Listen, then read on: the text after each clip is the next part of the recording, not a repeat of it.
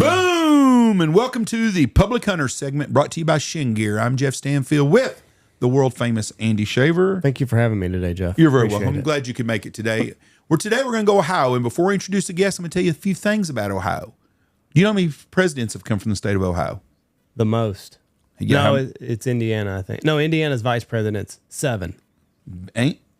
I'll give you $100 bill if you can name all 7 of them. Oh, I can't name all 7 of them. Not a shot. Ulysses S. Grant, Rutherford Hayes, James Garfield, Benjamin Harris, William McKinley, William Howard Taft, Warren Harding. Do you know how many of presidents from Ohio are on U.S. currency? Grant is, right? Yep, he's on the 50. Who else? McKinley's on the $500 bill. I've never seen one of those. Never seen one. 2 guys that invented aircraft, air flying, Orville and Wilbur Wright, were born in Ohio. Duh. Softball. The greatest sport in the history of the world, Canton, Ohio, National Football League. Superman is from Ohio. Warner's Brothers Pictures is from Ohio. And Ohio has more astronauts than any other place. There's a few little fun facts about Ohio. With us today from Ohio, going to talk about Ohio public hunting, Mr. Bridger Cline. Bridger, how are you doing, sir? I'm good, guys. Thanks for having me. Good. Appreciate it. Crap, I forgot to move you to full screen. Give me just... We can do that. I can do this on the fly. Is there any other fun facts about Ohio that you could tell us about? No, I think you hit all the good ones. Really? Made it sound pretty good, in my opinion. He's giving us softball. I educated our audience about presidents and vice presidents, and evidently just forgotten. Yeah, so Ohio leads. Indiana has the most VPs, but it's a swing state, so that's why they try to get their candidates in there. Carry Ohio, usually carry the election. Yep, and I think Ohio will vote for whoever the Republican is this time, we hope. So, Bridger, Ohio has got a lot of things besides Ohio State football to be proud of, and the waterfowl hunting is one of them. Do you hunt like lakes, rivers, ponds? What are we doing here? We really started out. I got a group of buddies I hunt with, and we really started out public marshes, which is where we're at, pretty far and few between. But we're slowly starting to branch out as we get older. The marshes are getting really pressured. So we're starting to move. We're finding some little pieces here and there on some rivers. We haven't ventured out to the almighty Ohio River yet, but there's a few smaller rivers that run kind of close, within 30 minutes, 45 minutes of us. So we've been tinkering around with getting permissions on those. And we do go up to the lake, maybe once or twice a year. And, I know this is a public series, but we do guided stuff on there just because we don't have the boats or anything like that. So now, when you hunt on are we talking Lake Erie? Is that where we're talking? Yeah. So are you shooting divers? What are you shooting? Yeah, mostly divers. Lots and lots of bluebills, occasionally a goldeneye. Stuff like that. I know people, we haven't personally, but like canvasbacks, occasionally a redhead, something along those lines. How many blocks y'all putting out when y'all putting out a decoy spread for that? Oh, I don't know. Personally, I shouldn't even have brought this up. I haven't gone with them yet. Little side note, I coach a little high school football too, so I haven't been able to do any of the Lake Erie trips with them. So I guess that would be a better question for them. I feel bad I don't have the answer for that, but that's okay. We'll go to the public land that you do. So you're going to hunt a Saturday morning on the Marsh by you in public land. What time do you have to get to the boat dock? Oh, that varies. On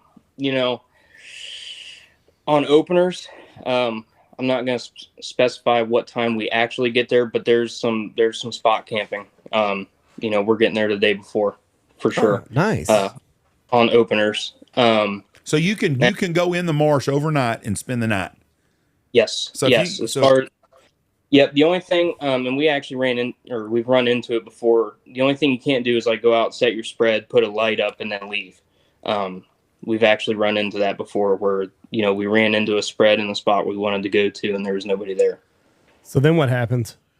We set up pretty close to it and they came back and were fired up about it, but they ended up picking up and leaving. So Because it says like if you're going to set up, you have to sit out there with your rig. yes, I believe so. I believe that's how it works. Don't catch me lying. I don't know for sure, but yes, that's as far as I understand. That's the way it works. So when you camp out all night, do you take in a tent and everything? Or you sleeping in a boat? It kind of varies on where we're at, what part of the marsh we're in. There's some places like along the dikes and the channels where you can pitch up a tent and stuff. We've taken just some tarps out and tied them up to the trees, but I'm thinking one hunt in particular, we actually had a big freeze and then it thawed and the water was really high. I mean, it was pretty flooded. It was actually pretty hard to hunt and get birds. But we actually took, the little, the pop-up canopies that you see at like softball tournaments and stuff like that. We actually took those out, jacked them up as high as they could go, and pulled the boats underneath of them and slept in the boats because it was torrential downpour all night. Oof. The entire there. That does not sound fun at all, does it? No. It wasn't fun at that point in time, but then we had definitely our best hunt ever. I think we didn't retrieve them all just because of the floodwaters and stuff. We couldn't get to them all, but I mean, we had an 8-man limit of mallards and a couple bonus ducks too. So wow, that was one for the record books for us. Do you remember what the bonus ducks were? Yeah, we had a little bit of everything. We had some pintail, widgeon, we had black duck. I think we might have shot a teal or two that day. We get a little bit of everything depending on the weather and stuff. We've shot shovelers in the past. I don't know if I mentioned gadwalls. I mean, pretty much any puddle duck you can think of, we've had. So do y'all get pretty thick in the mallards all the time, or is this was one of those rare instances where you had the mallards with you? I mean, that day was unforgettable for us. I don't think we'll ever have another hunt like that. It just happened to work out that freeze and thaw. When it froze, they all piled into that spot, and it ended up thawing the next day, and they never even left that spot. They didn't move. So it allowed us to get into the swamp and get to them. But at the same time, they just hung out there, and like the whole swamp was still frozen. So we killed them that day. Mallards is typically kind of what we're after. We get a lot of gadwalls and stuff too, but mallards particularly is what we're shooting. Bill Buckley had a book out in the late 90s called Misery Loves Company. It was a Ducks Limited book, and we're in that book. He took some pictures here. He stayed here for 3 days taking pictures, but the worse the weather is, usually the better the hunting is. Yeah, that's what we found out too. I mean, our best hunts have come in days that were miserable to sit in the field or in the swamp. So yeah, but when it's not good hunting and it's miserable, it's a fucking miserable fucking day. So how many decoys are y'all putting out on this hunt?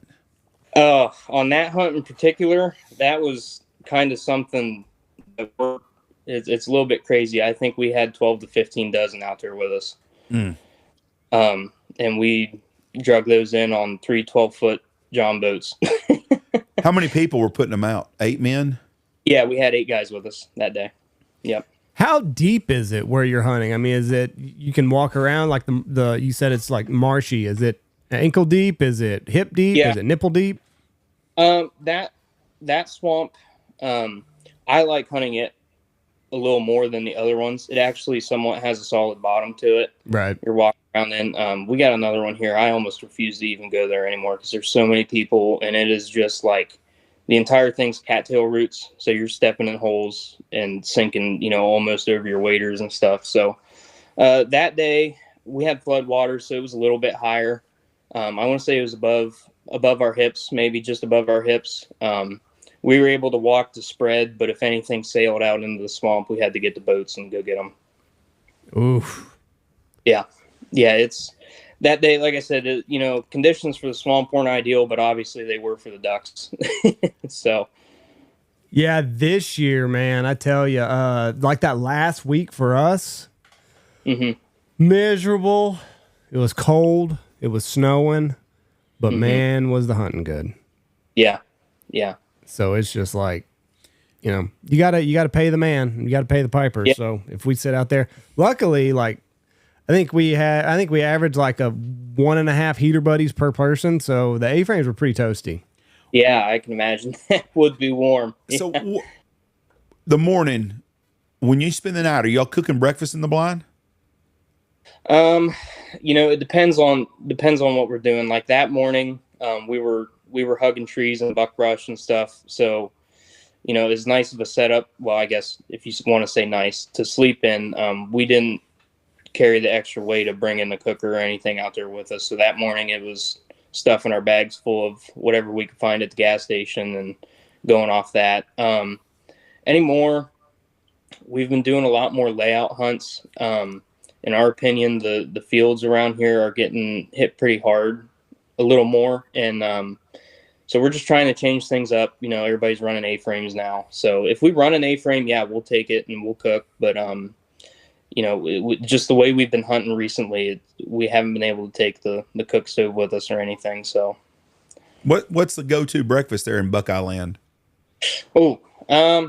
Locally, we got a gas station out by the high school, which we typically drive by when we go hunt. And it's not really a breakfast food, but man, they make these pepperoni rolls, and they are just the greasiest, cheesiest, most delicious thing you've ever had. Hell yeah. It's not really a breakfast food, but I mean, you can't even if you like the clothes that you have on, you can't try and eat it in the car on the way there. And if you get off into a little bit of the adult beverages the night before, you need that grease soaking up. Yeah. Yeah. What's the weirdest Get the thing? feeling right. What's the weirdest shit you've seen out there while you're doing this? Oh man, I know you always ask people that in podcasts, and I've been thinking about it, and I can't really tell you. The only thing in our swamps, I don't know where they come from or anything, but we got a group of Russians that hunt one of the swamps, and dude, they just set up in the most awkward places. They will set up on top of you, and they just sky bust everything that flies by. I swear they got the biggest 10 gauges they can find, and they are just, if it's in 100 yards, they're shooting at it. Not a lot of hunter etiquette with them?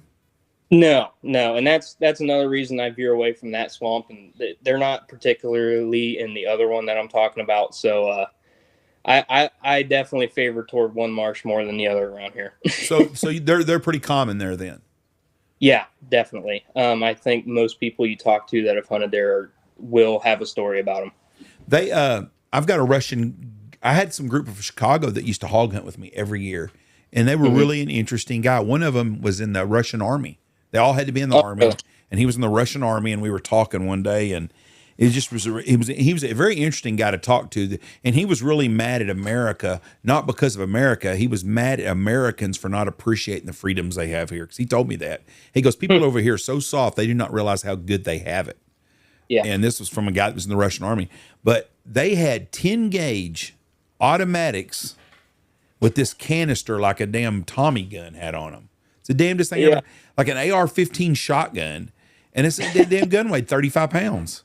I got a picture of it somewhere, because they pheasant hunted with my dad also with 10 gauges with that stuff. So maybe they just, they couldn't have guns over there, so they're going to have the biggest, baddest gun they can have over here. Yeah, I guess so. How much public land is around your area? You said you got the one that you like to go to. You got another one if the Russians aren't there. How many places can you pick from? Around here, where we're at, there's really 2 public marshes. There might be another one kind of right off the edge of those. That's a little bit smaller. It's technically considered something else. Other than that, I mean, you get more toward the center of the state, like Columbus and stuff. There's a few more marshes. Other than that, basically everything's up by the lake, Lake Erie. I mean, when we say lake, we basically mean Lake Erie. Yeah. And the crappy part about those is they're not that appealing to us, because most of them are all draw. You got to put into draw, or they're private clubs. And sometimes, like, I've been up there once, and it was a thing where like it's draw the first weekend and then it's open to public after that.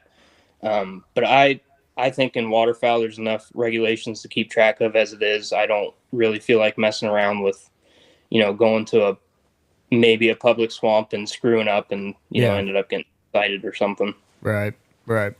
How many people do they allocate? How many spots are on these swamps, or is it just kind of use your own discretion? Yeah, I think it's kind of like they do have blinds and stuff, I believe. I've never personally put in for it. I know a couple of my buddies have. I believe you draw for the blind, or somehow you get to like pick the blind after you get drawn to, hunt it. So I think there is designated spots. I think other places you might be able to just walk in and hunt, and then kind of general hunter's courtesy, not set up close to somebody. Right. But yeah, like some of those are year long. You can't get into them unless you draw, and I think, and some of them are, you can draw the first weekend, and then after that it's public. But that's like maybe one or two of them up there. Other than that, we have a bunch of lakes. Well, I shouldn't say a bunch, not locally. Probably within an hour and a half,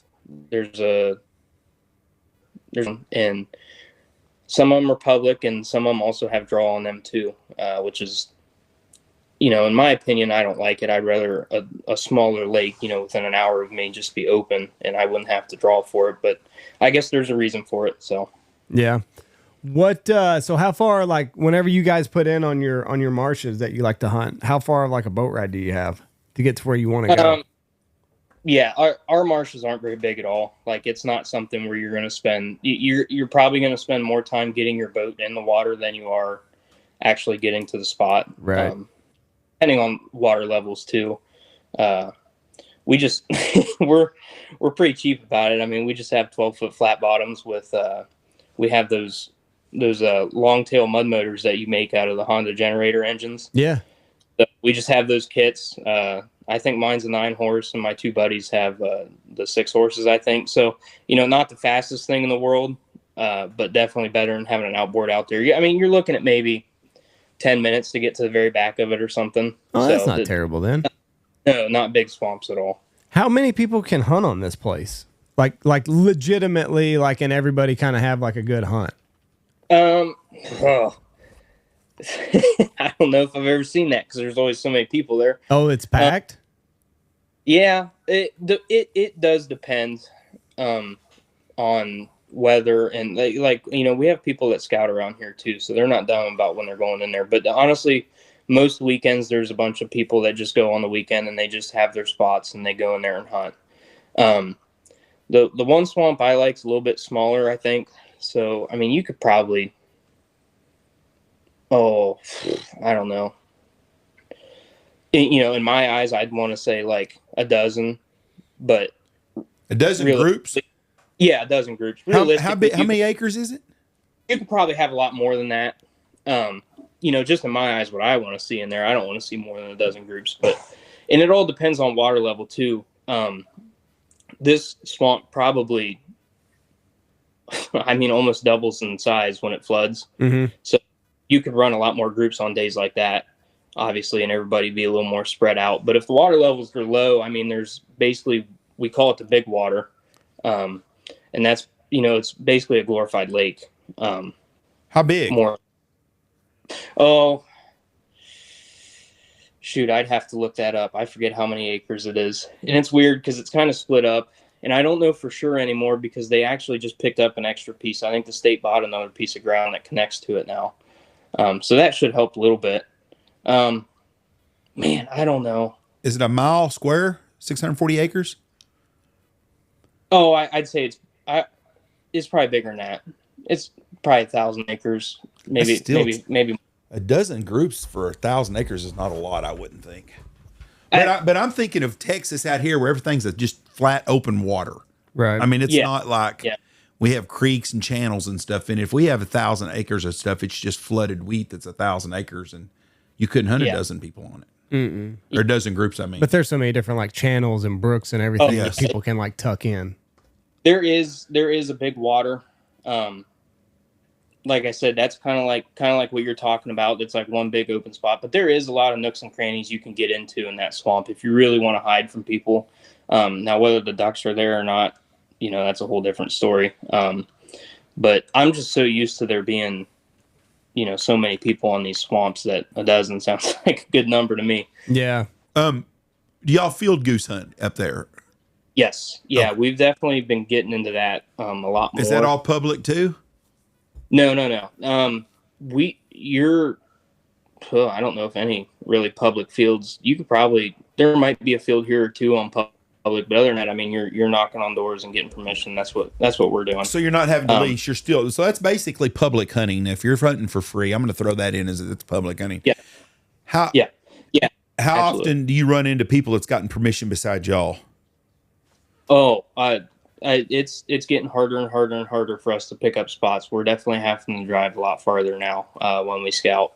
It's always the thing of, my cousin hunts here occasionally, and then it's kind of like, he calls his cousin that night like, hey, there must be birds here because a group just stopped and asked. You drive by it the next day, and there's normally a group hunting it. But that's all we do. We just drive around, jump in the truck for hours, and we're having to branch out a lot farther though, because it's getting a lot harder to get permissions. That's funny that you said that about the cousin deal. That happens in the outfitting business. I know an outfitter that him and another outfitter can hunt the same spot. I'm not going to mention any names. They can both hunt the same place on the same farmer. Well, one guy that I know that's an outfitter called that old boy up and he said, hey, right at dark too, can we hunt there tomorrow? Man, there's a bunch of birds on the place. We'd like to hunt there. Well, let me check and see if the other guy's not hunting it. So he calls the other guy up, and the other guy's like, oh, yeah, we were going to hunt that tomorrow. There hadn't been a bird within 20 miles of the place, but he knew that's what was going to happen. So that other group goes and takes their clients and set up there, and there's no birds around there anywhere.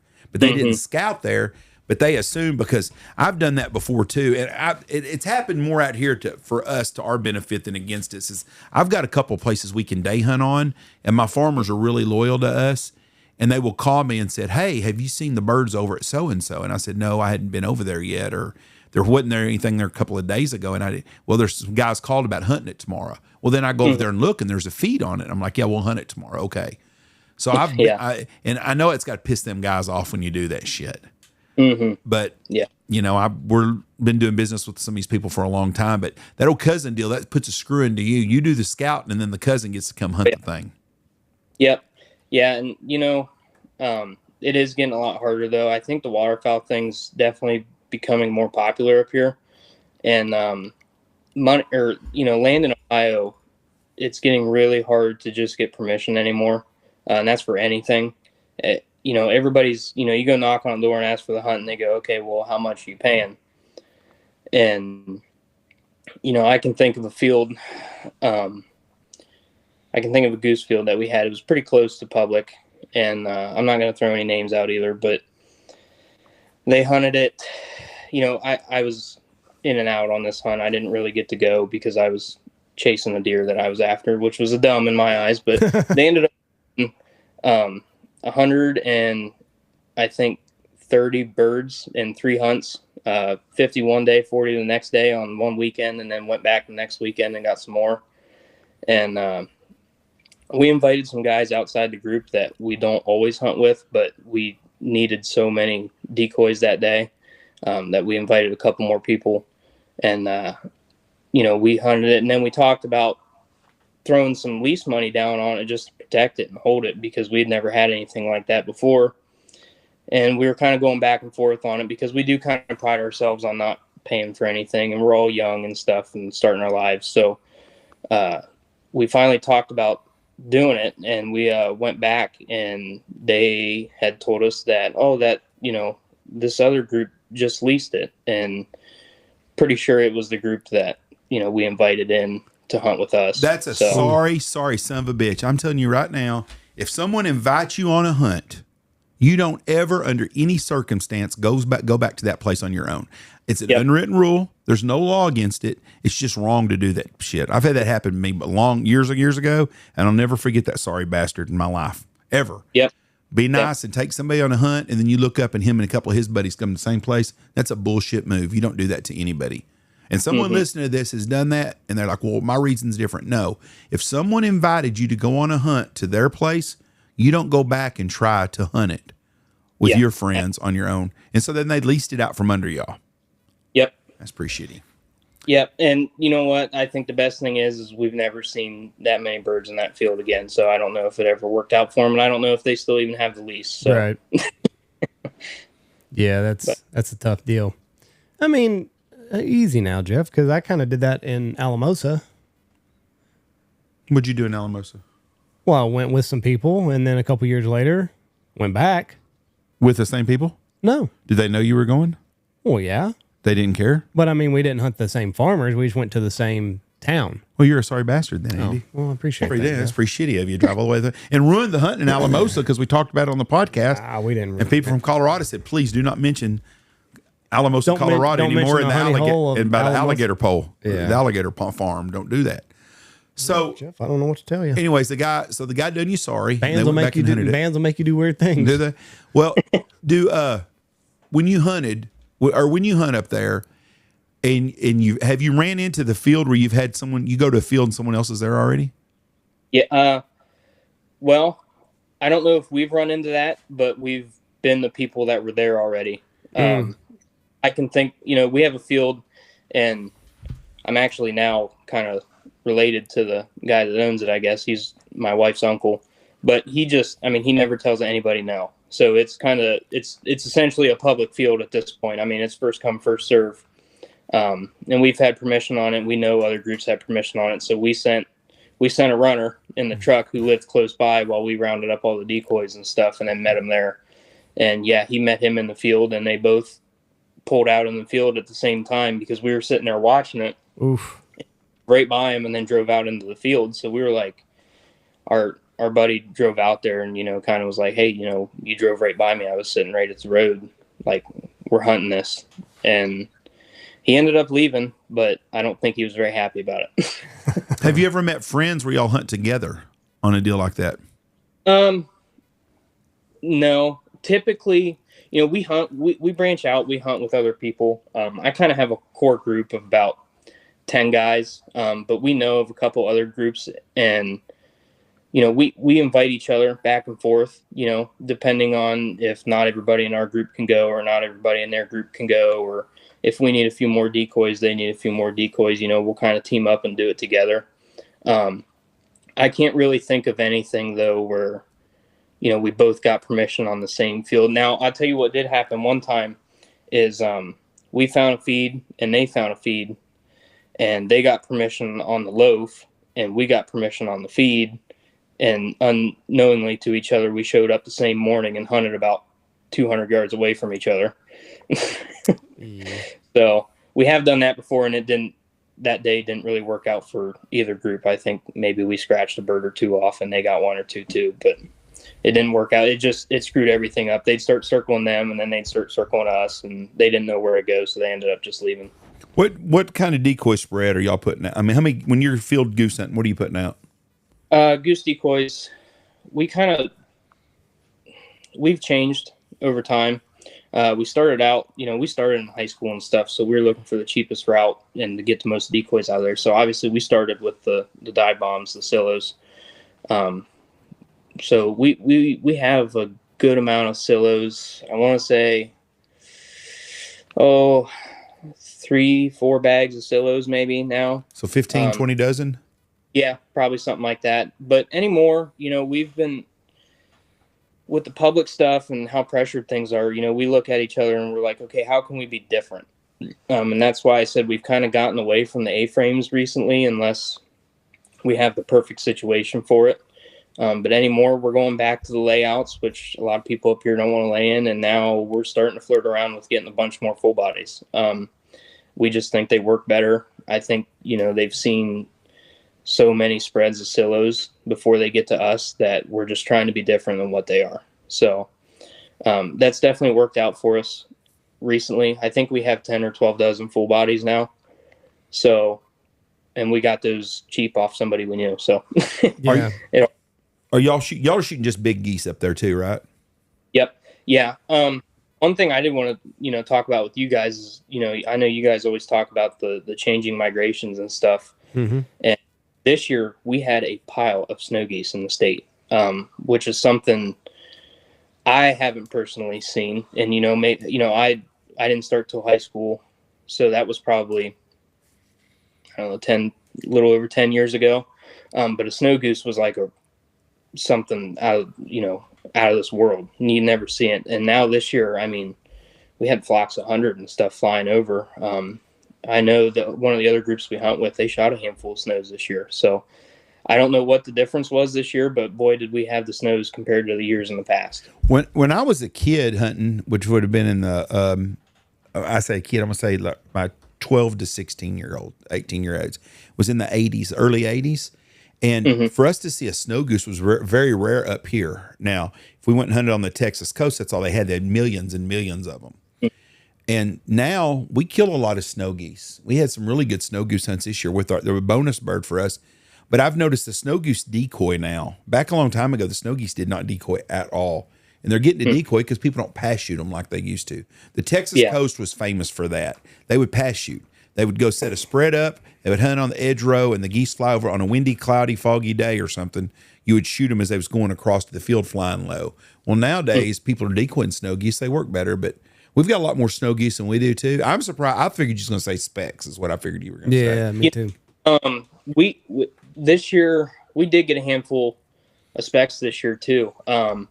I know I have a buddy that drives kind of out to the western part of the state for work, and he sent me a video of just tornadoes and tornadoes and tornadoes, and all of them were just specks. I don't think they ever really made it over to our side of the state. I know that other group shot a couple specks with those snows that they were getting into. Those have been trickled in here and there a little more than the snows have, but the snows were definitely something weird this year, and everybody was talking about them too. I mean, all the groups that we talked to. They all said that there was a pile of snows in the state. Well, when you get more and more specks, my advice would be to make sure you get some spec decoys because they sure do decoy a lot better to spec decoys than they do Canada decoys. Yeah, get you a specklebelly call. Pacific has a really, really good specklebelly call that's pretty user friendly. So a lot of times, specklebelly. So I kind of have a rule: if I'm at a hunting show, I do not blow a specklebelly call that's not mine because you can sound like a total jackass that doesn't know what you're doing because so many of them. You have to present the right amount of air pressure. You got to have enough back pressure with your hands. So, like, if you just pick up a random specklebelly call from a vendor at a hunting show, every one of them, they blow just a little bit differently. And if you really want to sound like you're squawking, pick up a specklebelly call you're not familiar with.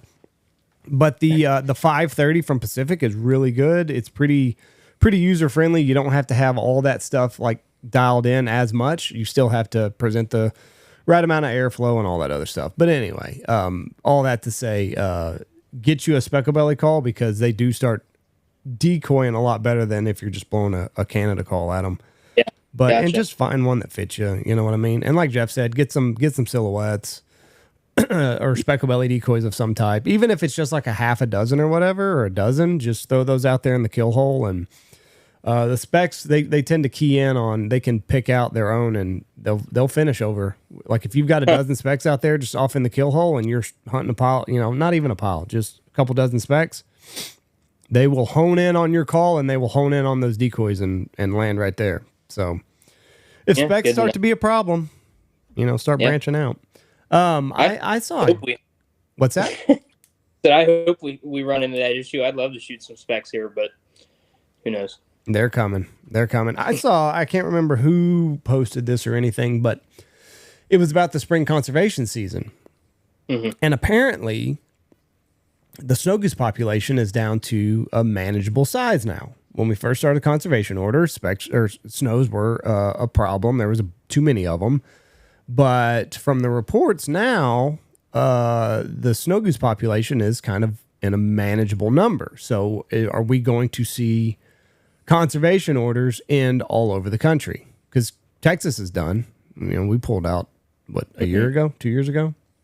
So it's going to be interesting to see what happens with the conservation orders as we go forward, if the numbers are true. Yeah. Jeff, I did want to say something. Going back to you said the weirdest thing you've seen, it just popped in my mind. And it's not really anything that weird. It kind of goes along the lines with, seeing stuff that we don't normally see. Man, it must have been 2 or 3 years ago. I think it was 3 years ago. I was driving to work past one of these swamps, and I actually saw 2 Mexican tree ducks flying over, which was pretty wild in my eyes for being this far north. Oh yeah, they're coming too. There'll be more and more of them. Once you get that first couple, I'm interested to see this year if we have them here again. But we didn't have as many this year as we did the year before. But like it started out with like 6, and then there was one year everybody was like, "What is this weird bird that's in my tree making all this racket?" And everybody had Mexican tree ducks in Knox City. Yeah. Last year we had a lot more rain than usual in May, and I don't know if the storms pushed them out, but because everybody else seen them, but we did not have near the Mexican tree ducks last year that we did the year before. But Andy was right. You'd walk outside and you'd hear them just chattering like crazy. Or one time we went over to Andy's to eat dinner one night, and they were on the telephone pole in his front yard, and they were sitting on it and just, they just raising hell, which I like seeing them around. There was some babies here a few places. Wyman had a picture of a family last year. And it's crazy too. They raised their babies on one pond, and then they walk them to another pond and raised them till they got big enough, and then they came back to the original pond. Hatch them on a pond, raise them on another pond, bring them back to the other pond when they're capable. Yeah, that's kind of weird. But you'll start seeing more and more of them. It's kind of like white-winged doves. We used to not have any white-winged doves here, and they're everywhere now. I mean, they're more common than the mourning dove now. Now, do y'all have Sandhill cranes where you're at? That's a weird topic. Yes. In our opinion, we have a pile of them. But you can't shoot them there. Correct. Yeah, we can't hunt them. I don't know. I don't want to talk bad about the DNR or nothing, but I don't know. I'm not sure where they're getting their numbers. Oh, feel free, because we trash them a lot of times. There ain't nothing more. It's not a bigger idiot than 90% of the biologists out there. I think the last report they came out with said that the state had, I think, 63 or 64 mating pairs. And maybe that just means, birds that are staying here. But, we've seen 500 fly over us and even land in the same field that we've been sitting. Uh-oh, we lost him. We got a lag. Oh, there you go. Yep, there you go. You're good. Yeah, I was just saying, we've seen probably 500 or so fly over at once, or even land in the same field that we're in, just so we have a pile of sandhill cranes. I can actually watch them here off my front porch in the pasture field, and them and the geese that are down there nesting. They're kind of having turf wars down there right now, so here off the porch every night. But well, we don't have any that nest here, but we have a season on them. We have a bunch of them here where they're not nesting. They're breeding. No, I guess we'd be the breeding grounds for them. I guess. Anyways, where were they? No. What are we then? They're wintering grounds. Yeah, that'd be the word. Well, they're also breeding here. No, you don't think they breed here? No. Where do you think they breed at? Nebraska. Okay. All right.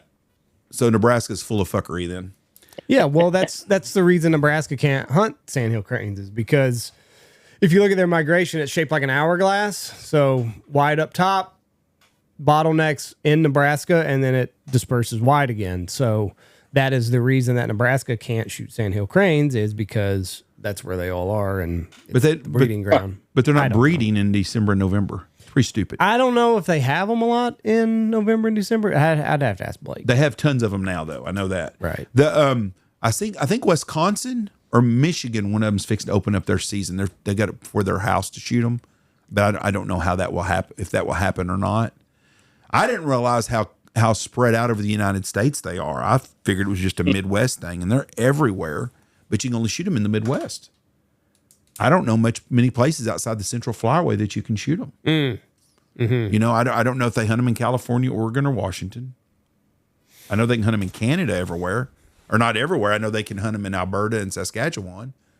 I don't know if they can hunt them in British Columbia. They can hunt, I think Tennessee or Alabama, you can shoot 2 a year. Someplace over there has a tag system for them. But we have a lot of them. Some years we have a lot more than others. They're getting to be more popular to hunt. More people are hunting them. And Dive Bomb changed that a lot because people could buy a cheaper decoy. Yeah, so it looks like, I'm looking at their migration path. And yeah, bottlenecks in Nebraska, and really it doesn't go much past like the eastern border of Oklahoma and Texas. And it doesn't really go past the panhandle of Texas until you get to like, it goes into like New Mexico? well, the El Paso. And then, it doesn't say anything about Mexico. They hunt a lot of them in New Mexico, and I think they shoot them in Colorado too. But that's basically a central flyway bird, I think. Yeah. And it's spreading out further and further, and you're going to have more of them. And they're a really, really smart bird, and they can really be dumb as hell sometimes. If you're hid right, and if it works right, they're dumb as shit. But boy, they can be really tricky some days too. I bet that is a hell of a territory dispute right now between nesting Canadas and Sandhill cranes, because Sandhill cranes are meaner than shit. Yeah, they definitely make some ruckus down here in the mornings and in the evenings when I'm home. That's So you have them year round there then? Yeah, definitely. I mean, it's kind of the same thing. I see it kind of the same thing as Canada's. You have your local birds that don't really go anywhere all year round, and then you have some that file through. So I think we see a little bit of both. You definitely don't see them as much like throughout the summer. But like right now, we got a handful of them. Now, you grew up in the same area that you live now, right? Yep, been here my whole life. Did you have Canada geese locals like you do now? Is there more resident geese now than there used to be? That's a little hard to say just because I got into it kind of late. The waterfowl thing, I didn't pay that much attention to it. And to be honest with you, if you don't pay attention to waterfowl in Ohio, like you could probably miss it completely. But I would say we definitely have more. I drive now, everywhere I go now, I'm looking for birds. So anytime I drive down to like Columbus or, go up to like Cleveland and stuff, I always see birds, and there's so many birds in town now that it's ridiculous. To be honest with you, some of the best places to hunt are right on the corporation limits of some of these towns, because they're roosting on the golf courses and the ponds in town and stuff that don't freeze or have the sprinklers on them or fountains, not sprinklers, but Yeah. Places. I'm that way with like tumbleweeds and grass. Everywhere I go, I'm like, oh, that'd be a good little grass patch to cut some shit and grass up our A-frames. That's how I am. Be on a road trip to go skiing. I'm like, damn, if you hunt in this area, like you got grass for days. And I'm still that way here. Like if I take a back road somewhere, I always like make a mental note of, okay, there's a good grass patch right there. I need to take advantage of that next year. What's the biggest trophy? What's the most unusual bird you've shot? Trophy bird. Oh, I only have one duck band. And it was like basically one of my first public hunts kind of going on my own. My buddies got me into it. And then me and one other buddy, and my wife was actually there for that one too. We went out and pretty much our first adventure on our own, doing the public thing and duck hunting. And we ended up getting a banded gadwall. Trying to think if there's anything else crazy that So you killed a banded gadwall. Where was it banded? In Canada or close? No. We get a lot of bands. They do a lot of banding up around Lake Erie and stuff. We get a lot of Lake Erie birds. We've gotten a couple Michigan, and then this year, I think this year or last year, we did kill a goose band that was like up on the Hudson Bay. So that's, I think, the farthest one we've gotten. Any Jack Miner bands? No, nope, none of those. What's on my bucket list? Nope. If I can ever get a Jack Miner, that's what I want. There's only been one out here ever killed that I know of. Yeah, I think so. That's what I'm shooting for. We didn't get as many bands this year as we have in the past, or at least I didn't. Most of the time, November we get is when I shoot a lot of bands, and then this year I didn't shoot a band at all this year.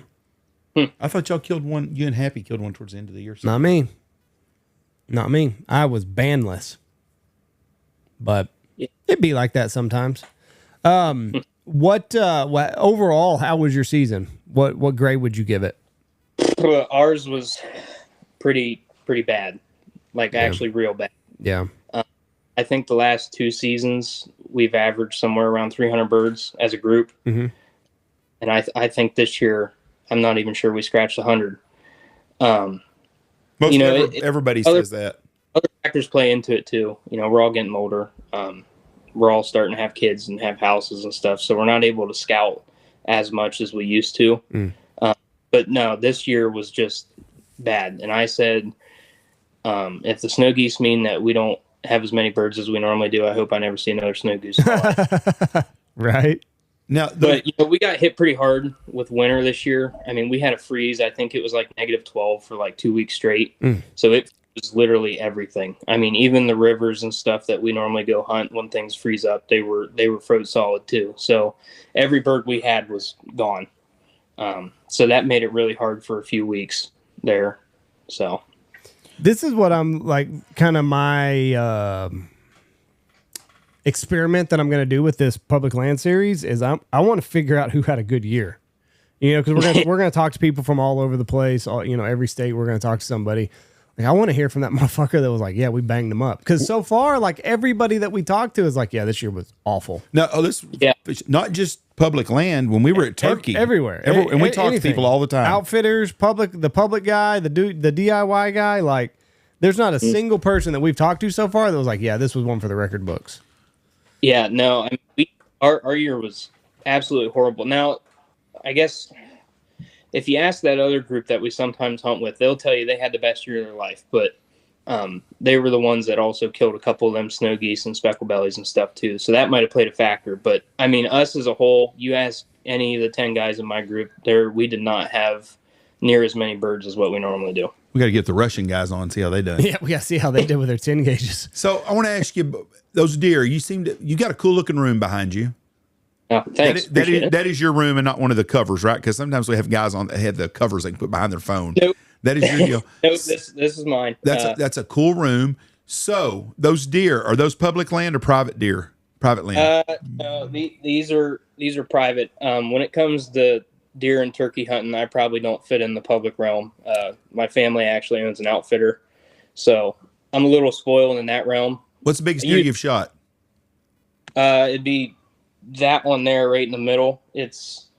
Let me hold on. Let me guess. Okay. Y'all's deer are so much bigger than ours. I'm gonna guess 163. Hold on, I get to guess. Move to that one right there. Yeah, that G2 is what it is. It's gonna be bigger than 163. Brown times. I'm gonna go 173 and 3/8. Ooh, Jeff, that was pretty impressive. Motherfucker. It's 162 and 3/4 as a mainframe 8-point. So that's pretty close.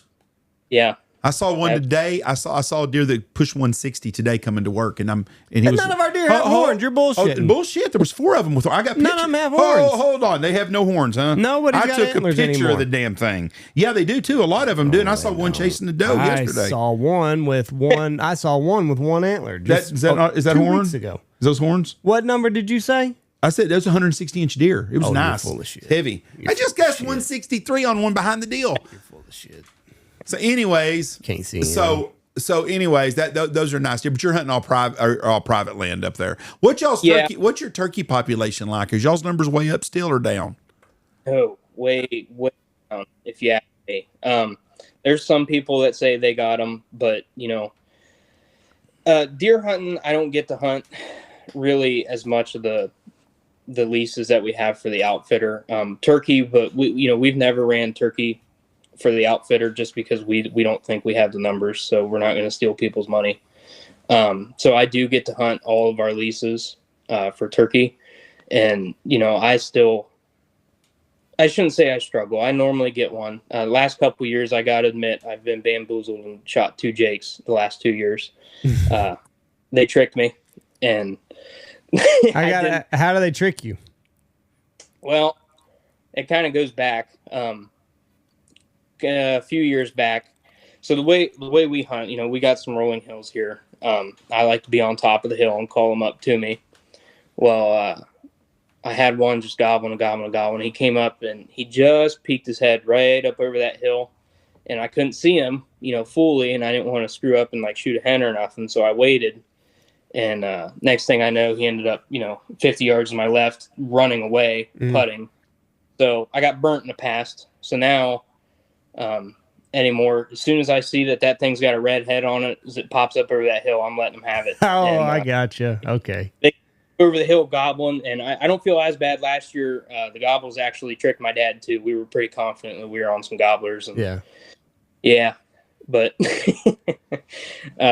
but yeah, our turkey numbers are not where I would like to see them. So, and we do quite a bit of traveling for turkey hunting too. I drive around with my buddies and call for them all the time. So everywhere really is pretty low, if you ask me. We our jakes, like later in the year, like they'll trick you, like you said. Like they'll have that full gobble and you're like, shit. Yeah. Like what it, you know, because there's a lot, you know, you obviously you hear them way before you see them most of the time, and it's like you hear it and you're like, I think that's a full gobble. I think that's a big boy right there. And then it comes in and he's got like two of his buddies and it's just a bunch of jakes. You're like, that son of a bitch got his full grown man voice. Yeah, 2 years ago too. I think the Tom had him trained, because when I was at my spot where I listened, I heard a Tom, and I'm 100% confident it was. And then I drove around and got up on top of the hill and set up, and I called a little bit, and then bam, he hammered like 20 yards over the hill, and I was like, okay, here he comes. So, you know, he'd come up over the hill, boom, and I run up there and here it's a Jake, and then I'm standing on that thing's head, and that Tom that I heard the first time gobbled about 100 yards away. Oh, so damn it. He'd send in the ponds to check it out. Right? Yeah, you go and let's see what happens to you when you go. Mm-hmm. So you don't have any problems calling them up a hill? No. I prefer to call them up a hill because, you know, I like to sit right on the edge of that, and I can get, if they pop up over the hill, typically they're in range. Right. So that's I prefer to do it. Now, kind of like going back to the public thing, you know, we do hunt some turkeys on public land, not this public land. We travel a little bit for that. But same thing as I talked about goose hunting, we try and be a little different. So the past couple years, I've been trying coming in from below them, because a lot of those roads run ridge tops and stuff, you know, and everybody, my brother just stops and gets out of the truck and calls on top of the ridge, and then don't hear anything. They get back in the truck and keep going. So, last couple years, we've been trying to sneak in from the bottom if we can and get underneath of them. It hasn't worked out particularly that good yet. I think we just haven't found the right bird yet. So right. Well, I just kind of always heard, like, don't make them go up a hill. You know what I mean? So, but I can see the other side to that too. Like if you're like in a draw and he's on top of the hill and he sees your setup or whatever down below. I run a lot of decoys because that's my jam. I like to have them pissed off and jumping on the decoys and all that other stuff. I can definitely see the flip side of not having decoys because they hang up a lot. So that's just kind of where my mind goes. Like if you're in a draw and he's up on top gobbling a lot, I think that would kind of fuck you with him hanging up more. Whereas if he's got to come up the hill, he's not necessarily going to see anything to hang up. And like you said, once you see that head, you know, that's 20 yards, 30 yards or whatever. So blast them. Yep. Yeah. And I'm pretty well, my buddies don't like it, but I'm pretty well anti-decoy. Yeah. I can definitely see the argument against them. Yeah. I've seen, you know, the few times I have used them, I've seen more turkeys see them and turn and run away from them than I have work. So I don't do a full strutter is my thing. I'll put out a Jake decoy. I'll put out a Jake decoy and a hen decoy. That's the goose hunter in me. You know what I mean? Like we got to have a big spread and it's got to be loud. And if I can figure out how to get a fucking lucky duck spinner out there, I'd probably put that out there. Don't even know if it would work, but that's just the waterfowl hunter in me. I want the decoy, but yeah, no, I can definitely, there's been, and like you said, you know, there's so many times, like they see that bird and like, this is as far as I'm getting, you know, even though it's a Jake, you know, maybe it's a 2-year-old bird, or maybe it's a time of year where Jakes are kicking the shit out of Toms and he's just like, all right, this is where I am. Yep. You know, so, and there are times that I will do no decoy, but on those times, you know, with the hills and stuff we have here, the way I like to hunt personally, I'm not like a huge see them in the field, you know, close and call them into, like I like getting in the woods, getting up close and personal with them. And, sweet talk them a little bit. So. Yeah, see, we don't really have that here because we're Texas and it's not many trees and it's pretty flat. So there's a lot of times the way I like to do it, like if I could have my dream turkey hunt, it'd be on the edge of a wheat field with some trees in the back and set my decoy out there in the wheat field and then have them run up to it. That's so fucking cool. Yeah. I do. I have yet to experience that once, and maybe it's just because I'm so used to doing what I'm doing now. I refuse to take a decoy with me, but I would love to see a tom just beat up on a decoy one time, but I just haven't had the luxury of doing it yet. So yeah. And I know some people are like anti-Jake, so we can shoot 4 turkeys here in the spring. I've got a rule. If the fucking Jake knocks my decoy over and I got to walk out and pick it up, I'm rolling that Jake. Yeah. I mean, come at me if you want, but whatever. You know what I mean? Yeah. I got tags to spare. Yeah. I mean, I don't love doing it. Obviously, I said I've admitted to doing it the past 2 years. It just kind of sucks now. The only reason I really hate it is because we only get 1 tag in Ohio now. Yeah. And that's for the season. Right. So, it's kind of like, I just, did all this work scouting and stuff all spring to find them. And then, I wasted on the Jake. I don't waste it. They still taste the same. They still taste great. But. Yeah. And the chase is the same. You know what I mean? Like he came in, he did his thing. He was gobbling. Y'all did the dance together. And I mean, the experience is still the same. Jakes make you feel really good about your calling too. Fuck yeah. Yeah. Talking back to you all the time. Yeah. Yep. I mean, that's my thing. Like if a Jake sneaks up on me, I'm going to let him go.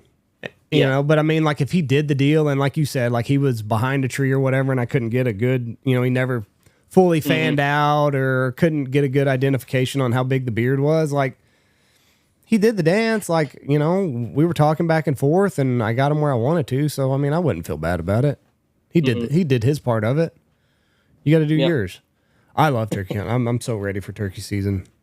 And with the warm weather, it's going to be interesting because we've been warm since that ice storm in late January. It's been 75 and sunny here. I mean, it's been spring weather since the first part of February. Very few cold days. So it's going to be interesting to see if they're ahead in their breeding schedule. And I know sunlight has a lot to do with that and everything, hours in the day. But I don't know, man. You get those nice spring days, and I think they go to Pound Town. Yeah, well, I'm right there with you because, we've had a few days here, past 4 days maybe, that have been sniffing around 70 degrees. And I was driving around at work the other day, and I actually saw a hen getting bred. So, oh, really? Yeah, it's starting. I'll be interested to see. Like I said, it's supposed to be down in the 30s again next week. So, right. I don't know what that'll do. When does y'all season start, turkey season? Into April. Okay, so we start in 2 weeks, 3 weeks.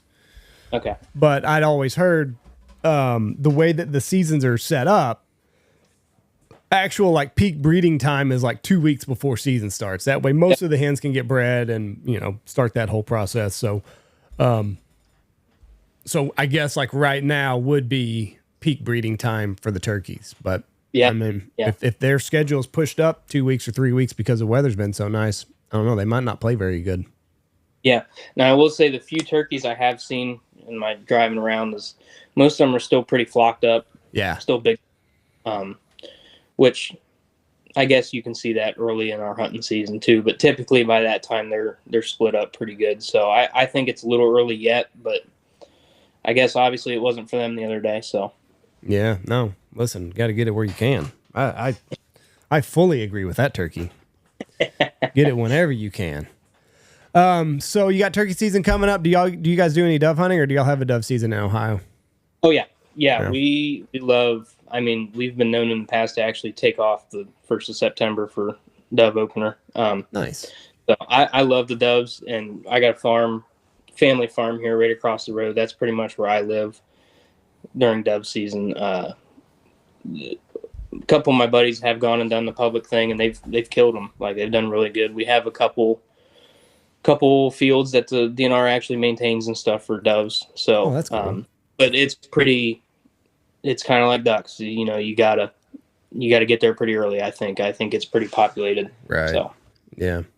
Well, hell yeah, man. We appreciate you coming on here. We got turkey season coming up, and then a couple short months of summer, and then we're right back to it with dove season. And you guys get an early goose season, don't you? So y'all can start hunting honkers in September also.